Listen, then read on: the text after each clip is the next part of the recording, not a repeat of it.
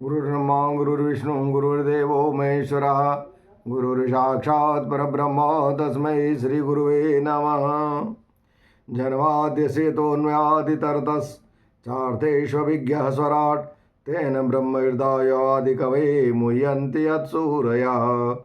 तेजो वारिमृतां यथा विनिमयो यत्र तिसर्गो मृषा धाम्ना स्वेन सदा निरस्तकोकं सत्यं परम धीमहि।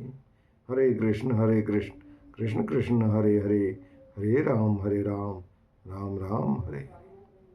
समुपस्थित दसों दिशाओं के स्वामी गुरुदेव, आचार्य देव, पितृदेव एवं भगवत रस में सराबोर होने वाले रसिक वृंद सभी केवल चरण कमलों में सादर नमन।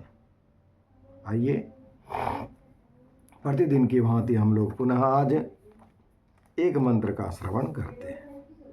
हम लोग प्रथम स्कंद में हैं, चतुर्थ अध्याय में हैं और आज मंत्र संख्या है 27 सप्तविंशति मंत्र में हम लोग आज हैं। आइए हमारे सूत जी महाराज क्या कहते हैं, हम लोग इस पर विचार करते हैं। सूत जी महाराज कहते हैं, नाति प्रसीद हृदय सरस्वत्यास्तटे शुचौ वितर्कयन् विवक्तस्य इदं प्रोवाच धर्मवित्। अर्थात उनका मन कुछ खिन्न सा हो गया।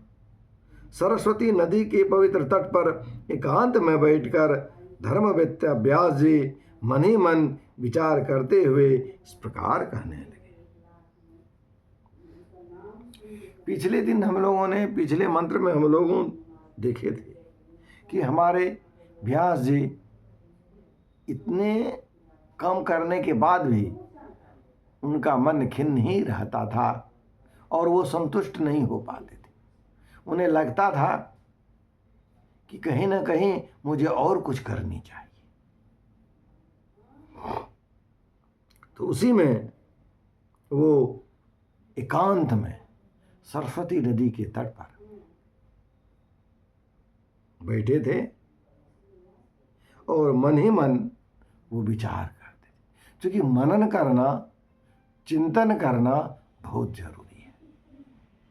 किसका चिंतन, किसका चिंतन मुझे करना चाहिए? ईश्वर का, ईश्वर के भक्तों का, भगवान के सेवकों का, उनके सेवकों का चिंतन करना चाहिए।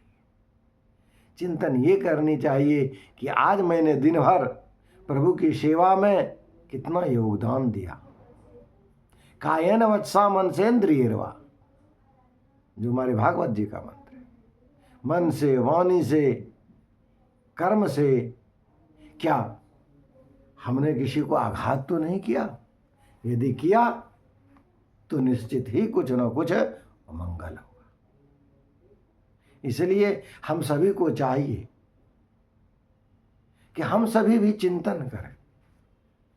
शाम के वक्त जब हम लोग विश्राम में जाते हैं अपने बिछावन पर, तो दिन भर हम लोगों ने क्या किया, इनका शाम को चिंतन करना चाहिए। और यदि जाने अनजाने में कुछ गलती हो गई हो तो ठाकुर जी से प्रार्थना करनी चाहिए, हे प्रभु, जाने अनजाने में यदि कुछ गलती हो गई हो तो आप हमें क्षमा करें और आगे से ऐसी गलती न हो, इसकी सद्बुद्धि दें। इसके लिए मुझे अच्छे मार्ग पर प्रेरित करें और साथ ही साथ भविष्य में भी इस तरह की कोई गलती न हो। जब हम लोग इस तरह से रोज के प्रतिदिन के कार्यों का चिंतन करेंगे तो निश्चित ही धीरे धीरे हमारा मन शुद्ध होने लगेगा। और जैसे पिछले दिन हम लोगों ने सुने थे कि आहार मेरा शुद्ध हो जाएगा, चाहे नेत्र का आहार हो, कर्ण का आधार हो, नासिका का आधार हो, किसी का भी यदि आहार हो, भोजन हो, तो वो सभी धीरे धीरे शुद्ध होने लगेगा।